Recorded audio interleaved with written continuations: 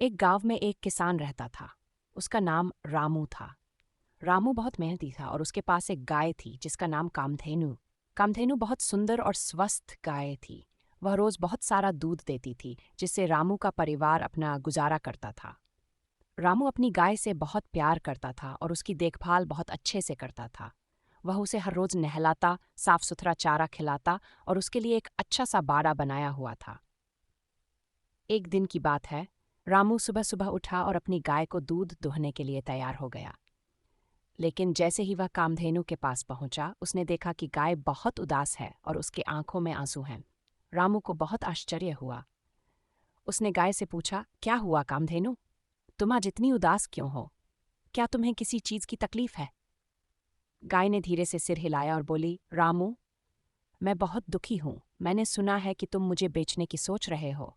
क्या यह सच है? रामू को यह सुनकर बहुत हैरानी हुई। उसने कहा, कामधेनु, यह बात तुम्हें किसने कही? मैं तुम्हें कभी नहीं बेचूंगा। तुम मेरे लिए सिर्फ एक गाय नहीं हो, तुम मेरी परिवार की सदस्य हो। तुम्हारे बिना मेरा जीवन अधूरा है। गाय ने रामू की बात सुनकर थोड़ी राहत महसूस की, लेकिन फिर भी वह चिंतित थी।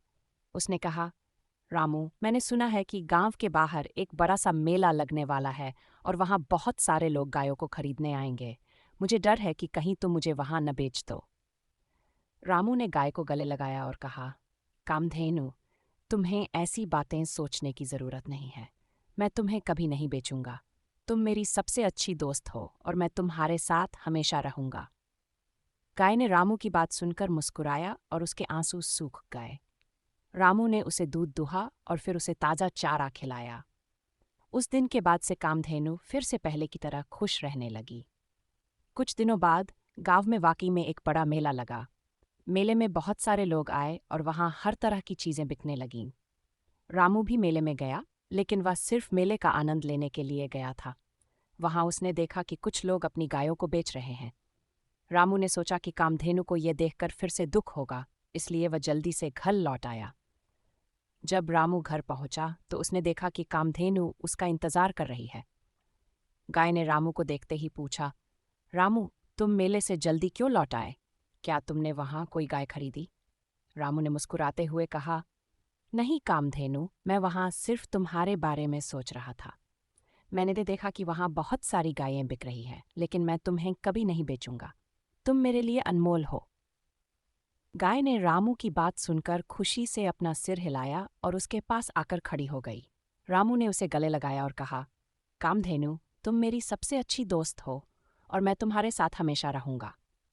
उस दिन के बाद से रामू और कामधेनु की दोस्ती और भी गहरी हो गई। रामू ने कामधेनु की देखभाल और भी बेहतर तरीके से करनी शुरू कर दी और कामधेनु ने भी रोज और भी ज्यादा दूध देना शुरू कर दिया।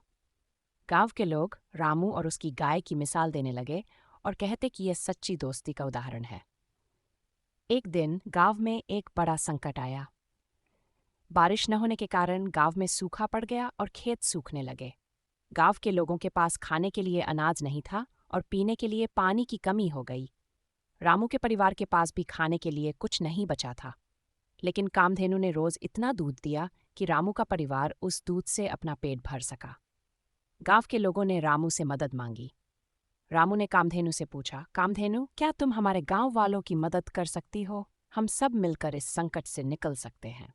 कामधेनु ने सिर हिलाया और बोली, रामू, मैं तुम्हारे और गांव वालों की मदद करूंगी।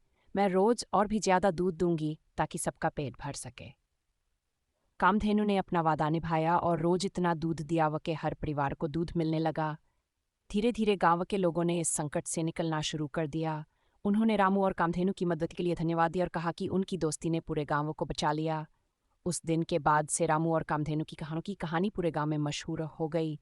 लोग उनकी दोस्ती की मिसाल देने लगे और कहते कि सच्ची दोस्ती किसी भी संकट को हरा सकती है। रामू और कामधेनु ने साबित कर दिया कि अगर हम एक दूसरे का साथ दें तो कोई भी मुश्किल हमें हरा नहीं सकती। और इस तरह रामू और कामधेनु की दोस्ती की कहानी हमेशा के लिए अमर हो गई।